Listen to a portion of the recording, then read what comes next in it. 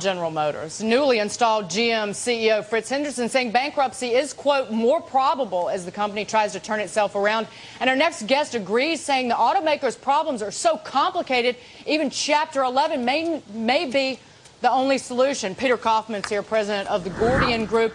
Should the government, Peter, have been more of a tough guy and said liquidation is on the table?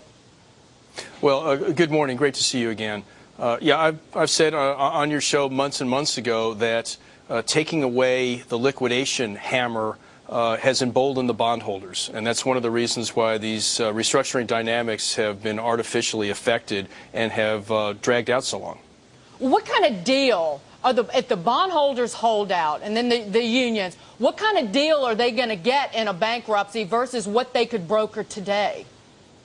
Well, it really depends. You know, it's unclear what's going to happen in Chapter 11. I know the government's talking about having a controlled, fast bankruptcy, which I don't believe for a minute is feasible or viable unless the government and the bankruptcy court throw out the rules of Chapter 11, which would lead to a host of other issues.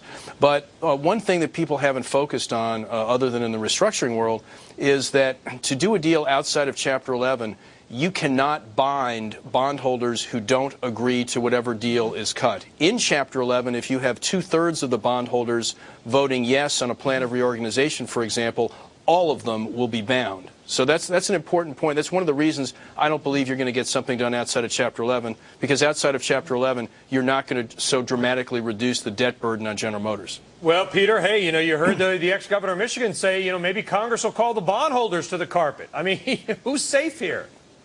Well, that would be quite a spectacle. I have a lot I don't of even know who the respect bondholders are. Like Dagan said, Grandma and Grandpa who bought it 30 years ago in a retirement account because they wanted to yield?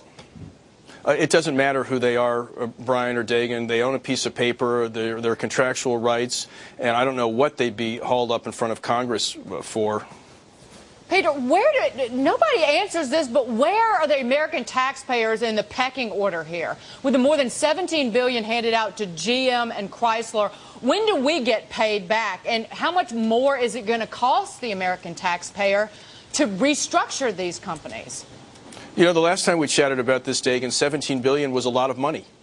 Now it seems to be a drop in the bucket with everything the government is printing and guaranteeing and paying out. It's unclear what's going to happen because our debt is part and parcel of the overall debt now of General Motors. So it's going to be impacted and directly impacted by what the overall deal is. I don't for a minute think that the government is going to threaten to yank its loan out. That would be a disaster. We were stuck in this thing for the long haul as soon as we made that bridge loan. And again, as I've discussed with you before, in the real world where I inhabit, in restructurings, no new money goes into a situation that's troubled unless it's part and parcel of all the problems being solved. A viewer wrote in and said, shame on you. That's the new egg in the face. Somebody says, shame on you. They said, shame on me for suggesting that GM might not exist in a couple of years. And I wrote back, I said, listen, if we don't have debtor in possession or other types of bankruptcy financing, I'm not saying it's going to happen, but look at Circuit City, Fortunoff, we can go down the list, right? So This is your field then, Peter. Let's just say, and we have hints out there, let's say GM rolls into bankruptcy, prepackaged or otherwise. Would they get the financing for the private markets, or would they have to go to the government, or would they not get any financing at all? Well, I'm sure the government is having discussions with private investors and lenders to see who else might come to the table in connection with a bankruptcy. I believe that if the government has the will, there will be a bankruptcy here. I believe that the government will be the debtor in possession financier, and the success or failure of General Motors is going to depend mightily on, do they go into bankruptcy to implement a financial transaction or to seek one? If they go in to seek one, it's going to be a big problem. Quickly, how long do you think that GM, if it goes into bankruptcy, how long do you think it's there? Again, it depends. If they have a deal in hand, I think it doesn't have to be all that long. In this case, perhaps a year. If they don't have a deal in hand, it could be several years. Look at Delphi; they're still in 3 years later. So this would be huge, complicated. If you don't have a deal cut with your bondholders, the unions, etc., then you're going to have huge problems. If you have a deal cut and you're going in to implement it, that's a different issue.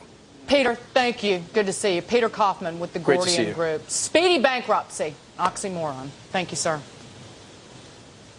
All right. Well, we're going to go to a quick break. We'll come back. I don't think we're going to have time.